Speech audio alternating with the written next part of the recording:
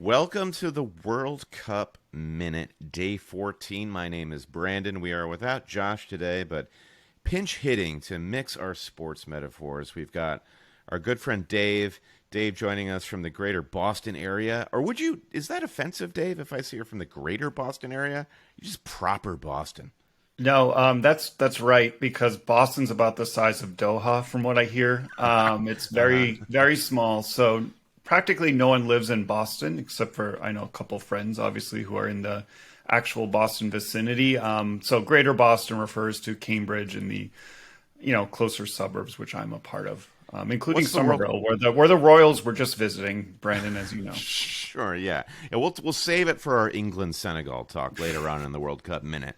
What's the World Cup vibe in that area, though, Dave? Are people getting nuts for it? I mean, there's a ton of bars in the greater Boston area. I'm feeling like it must be a good vibe.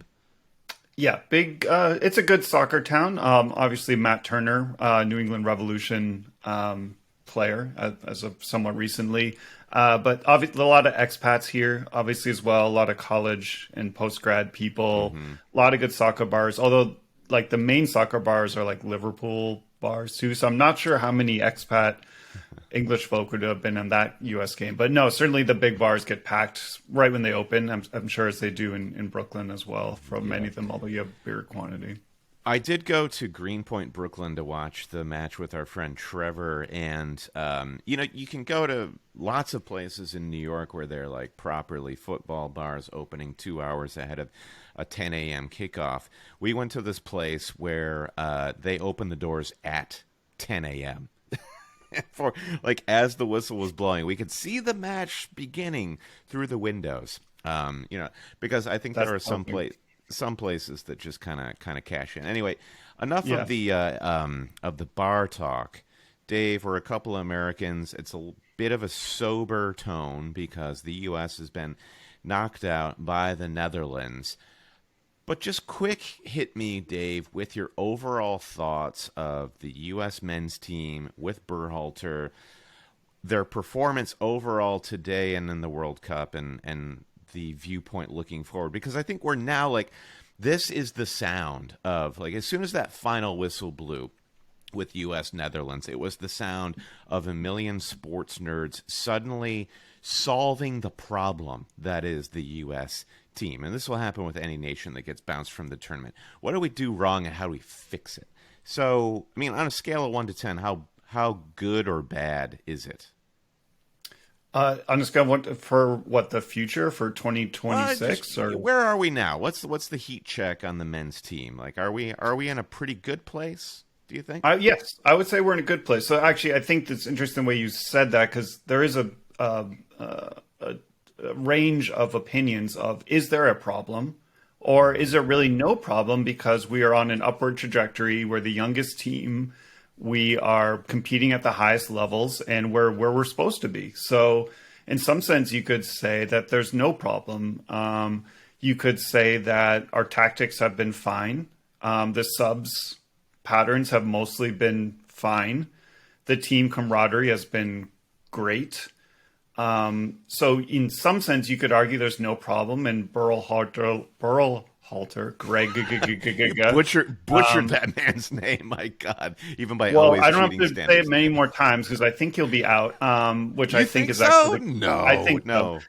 I think so. I think it's fine. So I would argue more on the good side that we are on in a good place. Yeah, This match, we were outclassed, we were outcoached, but I would say only slightly. And yeah. you can look at even the X goals. We can rehash some of what happened, but it was a close match. Unlike Argentina, Australia. Australia, which what the score was very deceiving. That was really more of a 3-0 shellacking. This game obviously was very close. It could have gone either way Hmm. in a different universe. And I think the betting markets had it right that we were about if play that game 10 times, the US would probably win 3, Yeah, maybe 4. yeah. And so that's fine. On the Yeah, I bad agree with side, you, I mean, Dave. On yeah, just go. What's your thoughts, it, Brandon? Yeah, go first. yeah. I was just gonna say, was it closer than a 3-1 score projection? Because like within the first 5 minutes, Pulisic has that onside chance that just fell to him, and it was one of those moments where you kind of feel bad for Pulisic in a way where he didn't expect this chance to fall to him. But this is what the U.S. has lacked in the tournament: is a cold as ice attacking asset. Pulisic needed to put that away, and like a player like Clint Dempsey or Landon Donovan, just to reflect on generations past, may have done that. And then Netherlands goes on to score against the run of play. Generally, yes, Netherlands were a class above the U.S. And the problem really was in the attack. I think we got exposed in the defense only because we were trying to push a few more men forward with Dest and Robinson. But Berhalter is in an interesting situation.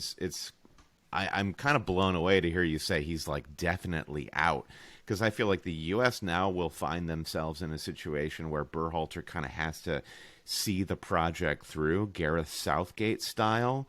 Because what I have seen, you've talked about going through the qualification process for the U.S., Berhalter has not been perfect, but he ultimately saw the project through.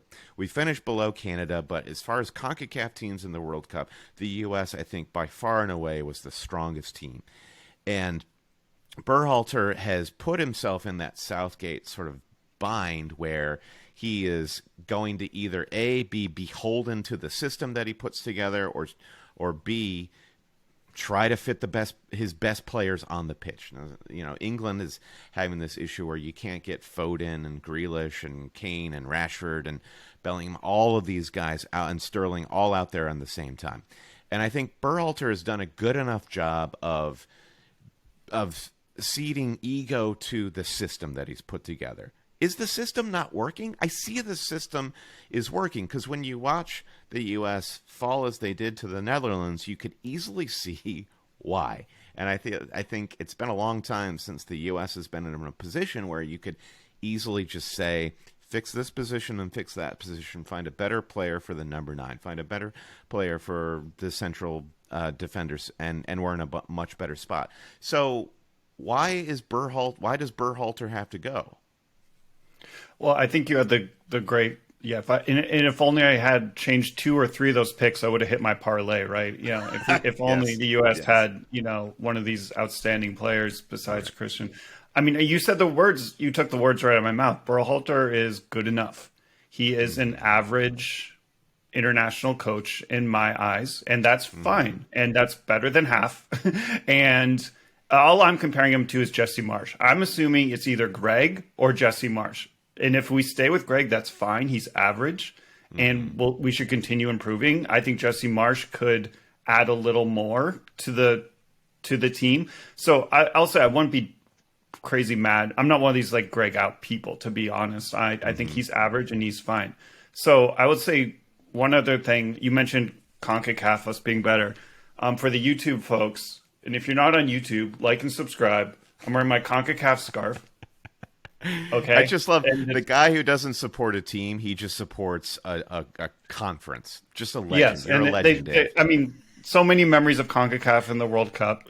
So we'll say Did that goodbye. scarf, when it arrived in the mail, Dave, did that scarf try to slide tackle you to injury?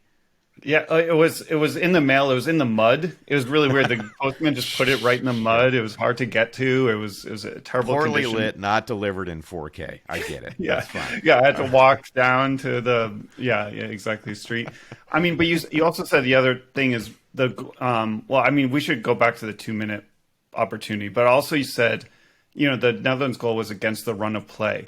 Well, was it? Because now we know, like, well, the whole tactics was, we know how you're going to attack us. We know your midfield. We know your wingers. We know how our defenders. And by the way, Daley Blind, before the freaking goal he scored, was just like so good. Like just so class at defending. So that's where I'm saying the tactical wise, like, you know, they knew what was coming. It wasn't shocking. Fair, fair. It was hard for us. We're like, oh, just as we predicted, the Netherlands are gonna park the bus against the U.S. Like what? But that really was Yeah, kind of the right. plan. So I don't know Yeah. if it was really so maybe against a run of play, but not against what they expected. And the 2 minute opportunity. I mean, that was the game in hindsight. I mean, even when it happened, it was so shocking.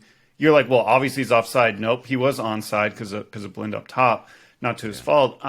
It was so shocking, and then you just realize that was it. Like, I think it hit all of them. Like, I said, I actually predicted. I was like, was that a point 4 xG? And actually, it was like 0.42. I guess was someone said. Nice, And Dave. Dave, who the knows what data would have whiz. happened? I'm like a computer, Brandon. I'm so glad you're here, Dave. But what would have happened? I mean, even if we scored that, what would have happened? Would we have turtled and let in two more after that? And like that's Yeah, definitely a maybe, possibility. Or maybe. would we have learned our lesson from Wales and continued to attack, and it might have been a tie, or maybe even get another one? I mean, you never know. But really, that was so shocking. It happened so fast. I don't blame Pulisic, but man, it's just when you're an underdog and you missed like a Lukaku type opportunity. Sorry, I had to get that dig in Yeah. there, but that was really the game, and it sucked because it was To just be fair, so Dave, quick. Lukaku did put us out with his goals in 2014. So we can dig Okay, all we want because we've been on yeah, the battering end of the Lukaku battering ram, and that's fine. All due respect to the man. Um, I. It was one of those. This is like such a Homer episode of the World Cup Minute because I watched intently that entire 90 minutes and I have like zero memory of anything that the Dutch did. I can only remember looking at the good and the bad things that the US, any fan of any nation I think would relate to that. But I mean, you have to give credit to Depay coming back into fitness and scoring that goal. As you said, Dave, Daley Blind, a guy that you could easily write off, who's kind of like past it in terms of a blockbuster career. His finish was great. You could kind of see that coming. Even so, I mean, we can play out on a victorious note. The guys who emerged as great players for the U.S. Matt Turner, he let 3 goals in, none of which I would say are his fault, and it could have been worse because you remember at the later stages of that game, Matt Turner made this incredible double save to kind of keep us in it, and throughout the tournament, I think it's been weird being an American fan where we're used to having the best goalkeepers in the world and the worst outfielders. Tim Howard, Brad Friedel, Casey Keller, Tony Miola. Matt Turner, welcome. Welcome. I'm glad to see the back of Zach Stefan. Matt Turner is our guy. And I think I think Musa is also a star of this tournament. And Tyler Adams, captain, legend, to see him break down at the 90th minute whistle, I think just shows. You saw this with even with South Korea with the good news when they progressed to the knockout stages, guys in tears. To appreciate how much is poured into this tournament by these guys physically and emotionally, and I think Tyler Adams gave everything. And I'm so thankful that he's the American captain and he's a young guy. And lastly, and then I'll let you give out your honors, Dave. Tim Ream. I'm wearing my Fulham shirt right now, and Tim Ream is a consummate professional and a veteran. When Fulham were promoted last season, he knew that he'd been embarrassed in the Premier League in promotions past for Fulham, and he said, fair play. I feel like I've got a point to prove if management will let me do so. He's had a great season thus far in the Premier League, and he was just a rock for us. I do want to tip my hat to Tim Ream for this tournament. Great stuff. Dave, who's your MVP? I would say this. Do you agree Weston McKennie did not show up for this World Cup? Okay, so you stole my point there almost. Okay, But go on. we didn't talk about this beforehand at all. We just started No. recording, but Yeah. you set me up for the alley oop. But like, I was gonna say, the first thing was in the qualification process. Weston McKennie was our best player, and I think a lot of probably casual fans didn't bother watching because CONCACAF, but Yeah. CONCACAF. But McKennie They're not was legends like you, Dave, that buy yeah. the scarf. Yeah, grinding the tape. But no, McKennie was, if not one of our best players during all of, and obviously he's a world class player. He is not fit. Gio Reyna was not fit. Pulisic for this game was not fit. We don't know to the extent, but he obviously was not fit. So you take those three, which are presumably our best players. If you'd said before the tournament, they were not fit for this game, and we stood up and gave a fighting chance. That's all like, a good thing to look forward to. So I was disappointed. McKennie had a pretty, I would say pretty bad tournament. He didn't have any shockers, but he wasn't good. Like he, I don't know. He did stuff. He did Wes McKennie stuff, but he can only play 60. He was pretty limited. It was kind of a bummer. He had one good shot attempt, if I remember. So those are my three that we come back strong with. Those three healthy plus whatever. We're feeling pretty good. A wild card here, Dave, might be Tim Weah, who I think had a good tournament, not an amazing tournament, but he scored an incredible goal against Wales, and I think he's class. Like you can tell, like if you compare him to Josh Sargent, or Haji Wright up front, different position, but I think Weah has a level of class, and I think if he can actually just step it up with his career. And play against. He's at Lille right now, and you'll get some tougher games in Ligue 1, but I think he can level up. So the U.S., they've got an interesting path toward the next World Cup in 2026 because we're already qualified. This is, we're basically Qatar now, Dave. Can we raise our standards to the level of Qatar? But we will not have to go through a grueling CONCACAF qualification process. We will play those teams. But what can we do? Will Berhalter stick around? Will we have new management? Are these players going to be able to grow in development? I do think the overall takeaway is for the U.S. to have failed to qualify last tournament and to immediately be back, if not beyond where we were 8 years ago, I think is a huge victory. So that's great. Any final words about U.S., Netherlands? How far do you think the Dutch are going to go based on this performance? They will play Argentina. Let's note that. Yeah, I will say, and this was my one call about Argentina, Netherlands preview. I would say just skip the first 30 because you just spend time with your family, meditate, give thanks to what you're, for your life. It's going to be like an NBA game, basically. It's going to be the Simpsons meme of passing between the midfielders for the first 30 minutes of that game of just I think it's going to be the immovable force versus the, interesting, slow build up. So that's my prediction. Although, there's going to be drama. With Messi involved, and I hope Argentina win personally, but, I'm not looking forward to watching that match particularly, although there should be some dramatics. I feel like, is that your, and actually before we finish, we'll put a wraps on the U.S. and I think it's very fair of us to be homer on this for obvious reasons. When I talk about players' fitness and injuries, every team has fitness, injuries, niggles, players that didn't even make the tournament, as we all know.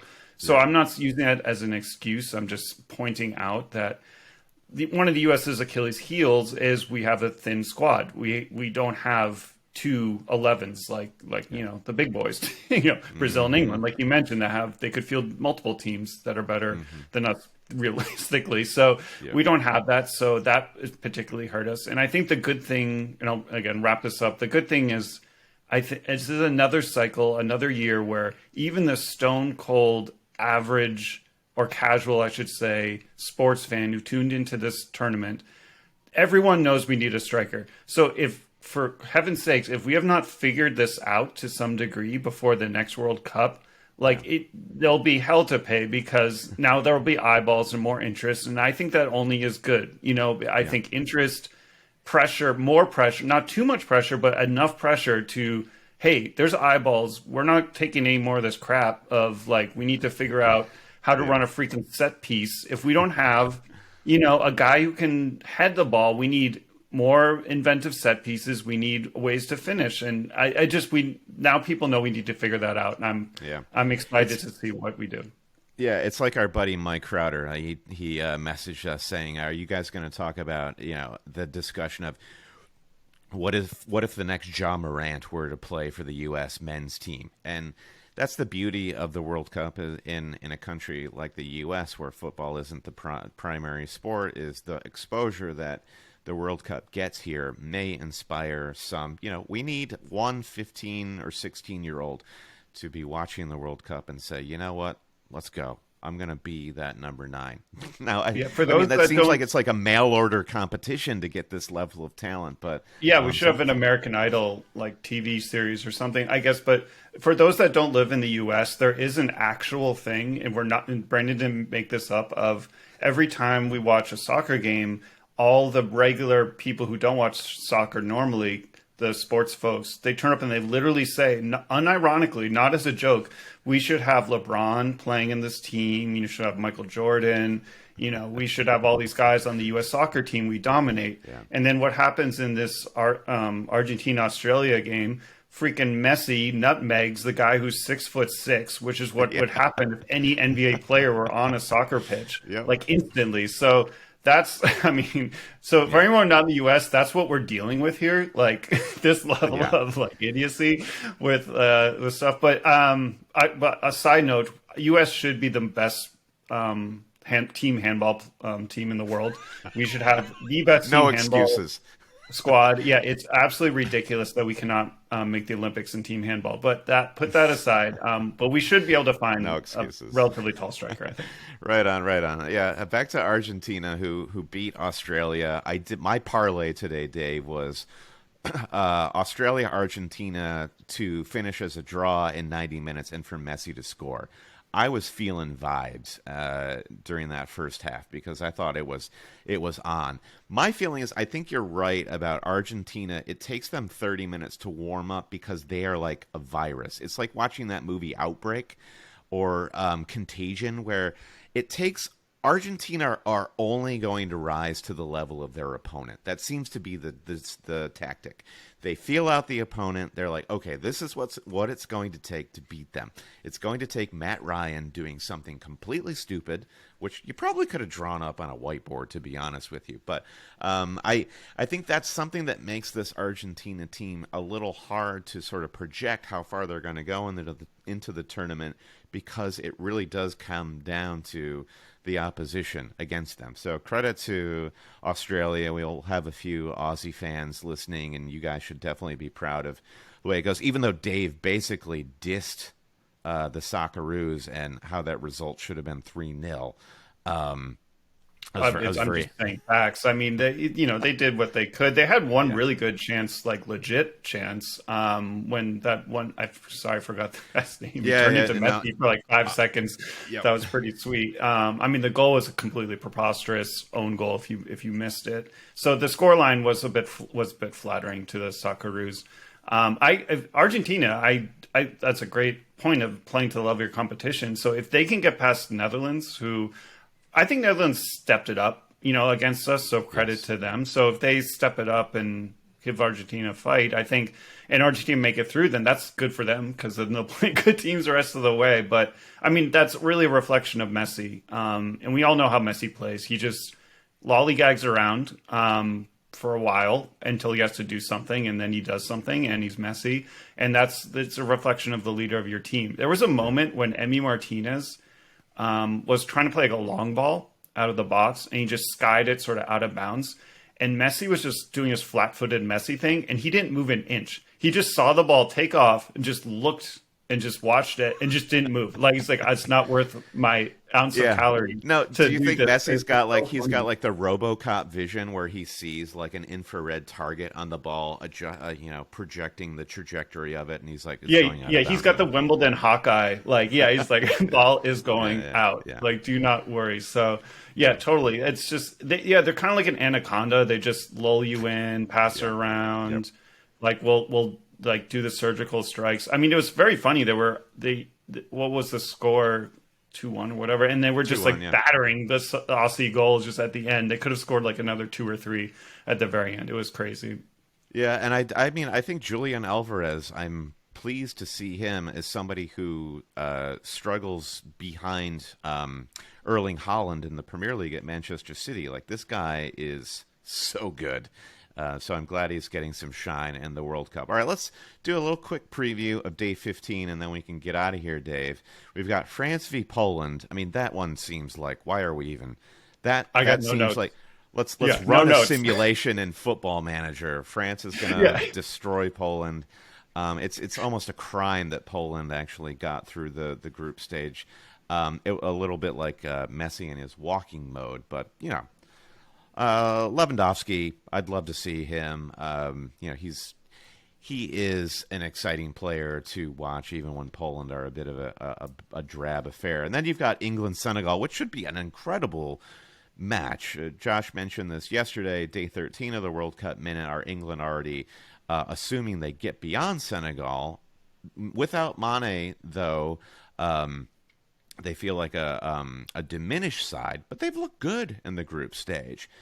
I mean, England is going to find this to be kind of a tricky match, right? To state the obvious, right, Dave? Yeah, I think so. And I like your other World Cup minutes. I think I agree with your analysis that Senegal is a more scary team at that point than the Netherlands to many degrees.